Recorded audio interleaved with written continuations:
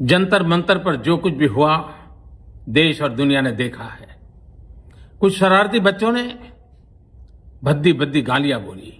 मुझे तो गालियां दी गई, मेरी स्वर्गीय माता को भी गालियां दी गई। एक गुमराह बच्चे हैं, उनको राह दिखाना हमारा काम है। मैं उन्हें माफ करना चाहता हूं। ये बच्चे गुमराह नहीं है प्रधानमंत्री मोदी, गुमराह नहीं है ये। गुमराह तुम हो और तुम कर रहे हो इन्हें गुमराह। ये बच्चे जानते हैं इनकी लड़ाई क्या है, इनका संघर्ष क्या है, इनका हक क्या है, इनकी दिक्कत क्या है। ये गुमराह नहीं है और गाली देना अपराध नहीं है। और गालियों से अगर डर लगता है तो जाओ ना इसे छोड़ के, काहे को बैठो इस कुर्सी पे अगर गालियों से डर लगता है। मैं फिर ये मानता हूं कि किसी की भी मां को, बहन को, पिता को, परिवार के किसी व्यक्ति को या किसी को भी गाली देने की जरूरत नहीं है, लेकिन प्रधानमंत्री को अपनी जो उनकी पार्टी है, उनके पार्टी और संगठनों से जुड़े हुए जो लोग हैं, जो लोग इतने बीजेपी के साथ में हैं, उन्होंने कितनी कितनी गालियां दी हैं। प्रधानमंत्री उन बच्चों की तो माफी की बात कर रहे हैं कि मैं माफ कर देता हूं। क्या प्रधानमंत्री ने, बिदूड़ी ने गाली दी यहां पर संसद में खड़े होकर? कितनी जबरदस्त तरीके से गाली दी। शायद दानिश को दी थी, दानिश अली को गाली दी थी। कितनी बुरी बुरी गाली दी। प्रधानमंत्री ने एक शब्द बोला, कितने ही जो उनके एक शुक्ला हुआ टीका लगा हुआ है, वो उसमें है प्रेम शुक्ला, उसने कितनी गंदी गाली दी। सुरेंद्र प्रताप सिंह बैठे, नहीं एक नहीं है, खुद प्रधानमंत्री ने गाली दी। 50 करोड़ की गर्लफ्रेंड, प्रधानमंत्री ने कहा ना। मुजरा करने वाले, प्रधानमंत्री ने कहा ना। कपड़ों से पहचाने जाते हैं, प्रधानमंत्री ने कहा ना, है ना। जर्सी गाय का बछड़ा, प्रधानमंत्री ने कहा ना।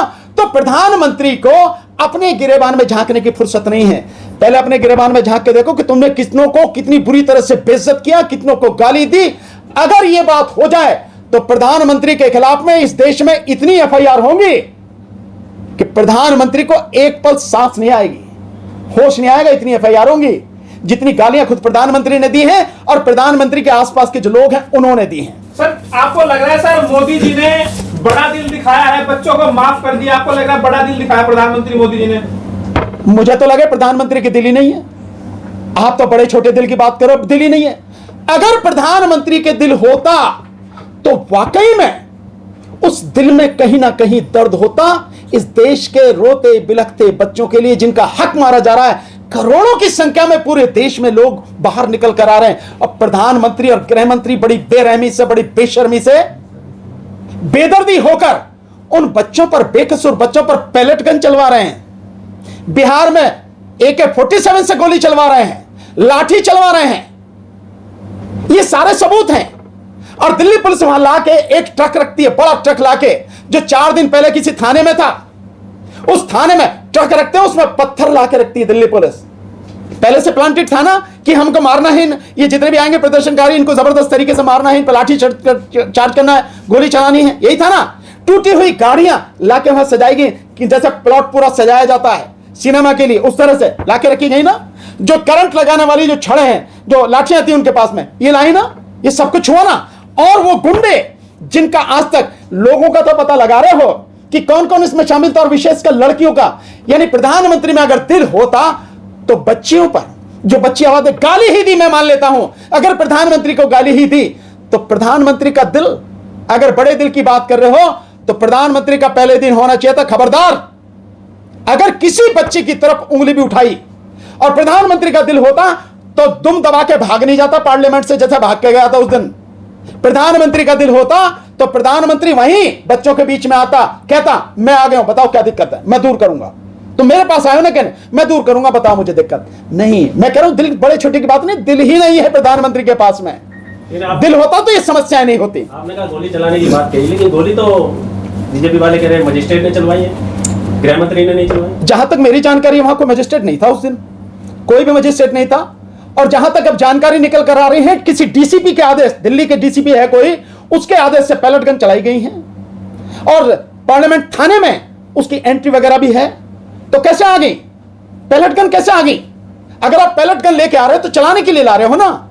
एक्सपायर्ड आप जो है टीयर गैस शेल चला रहे हो बच्चों पर, अपने बच्चों पर। ये देश के बच्चे हैं ना जैन जी, अपने देश के बच्चे हैं ना, कि बाहर के तो नहीं है ना।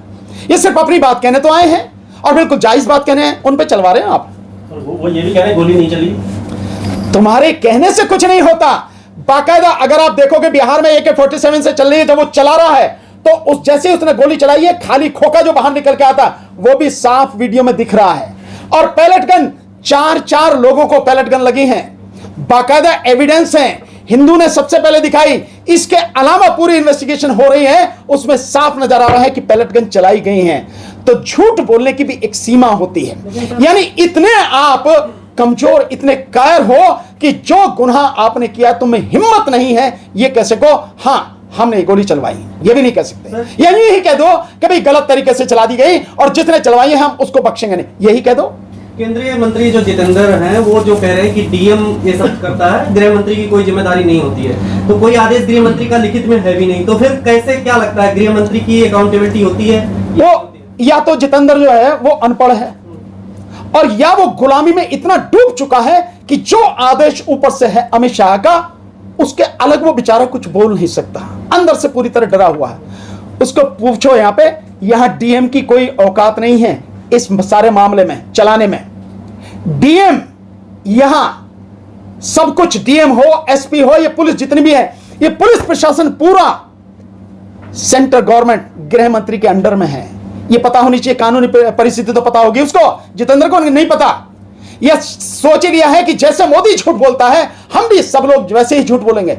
सब कुछ, सारी पुलिस फोर्स, सारी पैरामिलिट्री सब गृह मंत्री के अंडर में है और गृह मंत्री के आदेश के बिना यह चल नहीं सकता। मुझे आप ये बताओ, ये जब गृह मंत्री के अंडर में है तो इतना बड़ा प्रदर्शन हो रहा है और गृह मंत्री ने कोई आदेश नहीं दिया, तो सारे प्रदर्शन को कि जब पता था बड़ा प्रदर्शन हो रहा है उसको प्रॉपर तरीके से टैकल किया जाए, कहीं किसी तरह की हिंसा ना हो, किसी भी बच्चे को कोई चोट ना लगे, इसको रोकने की जिम्मेदारी किसकी थी? क्या गृह मंत्री इस बात का जवाब दे देगा? या जिस व्यक्ति ने यह काम किया है कि वहां पर जो थाने में 4 दिन पहले खड़ा हुआ था ट्रक, वो ट्रक जिसमें फेक नंबर है लाया गया, उसमें पत्थर भर के लाके खड़े किए गए, गृह मंत्री जवाब दे देगा इस बात का? जितेंद्र जवाब दे देगा इस बात का? जवाब नहीं इस बात का। और ये जो इशू हुई है, पुलिस को जितने भी हथियार होते हैं, पुलिस या पैरामिलिट्री फोर्सेस को, उनका बाकायदा एक रिकॉर्ड होता, एंट्री होती है, ये हथियार कब किसको इशू किया गया, कहां के लिए इशू किया गया, कहां जा रहा है, उसकी ड्यूटी कहां है, पूरा रिकॉर्ड होता है। ये हवा में चीजें नहीं होती हैं। तो जितेंद्र को या और भी जो भी नरेंद्र हो या कोई भी हो, सुरेंद्र हो, उन सबको यह पता होनी चाहिए ये सारी कानूनी प्रक्रिया, इसका डॉक्यूमेंटेशन होता है, हर बात कागजों पर लिखी होती है। तो तुम ये बता दो कि पैलेट गन वहां कैसे पहुंची? 4 लोगों को पैलेट गन से गोलियां लगी हैं, 4 लोगों को, ये सब डॉक्यूमेंटेड है। सारी गोली बिहार में चली नहीं, दोनों जगह पैलेट गन यहां पे चली है और AK-47 से गोली वहां चली है बिहार में। तो लोग इस्तीफा अमित शाह का क्यों मांग रहे हैं? क्योंकि अमित शाह जिम्मेदार है, गृह मंत्री जिम्मेदार है, गृह मंत्री के अंडर में है। और आप कहोगे कि बिहार में चली गोली और उसका इस्तीफा ये गृह मंत्री क्यों दे? सरकार किसकी है वहां? सरकार किसकी है? सरकार बीजेपी की है ना। और अमित शाह कौन है इस सबको पूरे कंट्रोल करने वाला? अमित शाह और मोदी, ये 2 ही तो हैं कंट्रोल करने वाले। तो ये जिम्मेदार कैसे नहीं होंगे? कैसे प्रधानमंत्री जिम्मेदार नहीं है? कैसे गृह मंत्री जिम्मेदार नहीं है? और अगर जिम्मेदार नहीं है तो क्या अभी तक जब से यह सब हुआ है गृह मंत्री ने, प्रधानमंत्री ने पूछा उससे, जो वहां पर मुख्यमंत्री है बिहार का या गृह मंत्री बिहार का, किसने चलाई AK-47 से गोली बच्चों पर? पूछा किसी ने? नहीं पूछा। अभी तक आपको और हमारे पास कोई इंफॉर्मेशन नहीं है। तो ये जिम्मेदारी नहीं है? सरकार चला रहे हो आप, देश के 140 करोड़ लोगों की जिम्मेदारी आप पर है। आप यूं ही इस जिम्मेदारी से भाग नहीं सकते हैं कि हमें पता नहीं है, हम जिम्मेदार नहीं है। अगर गृह मंत्री जिम्मेदार नहीं है तो काय को जितेंद्र को भेज रहा, काय को किसी और को भेज रहा?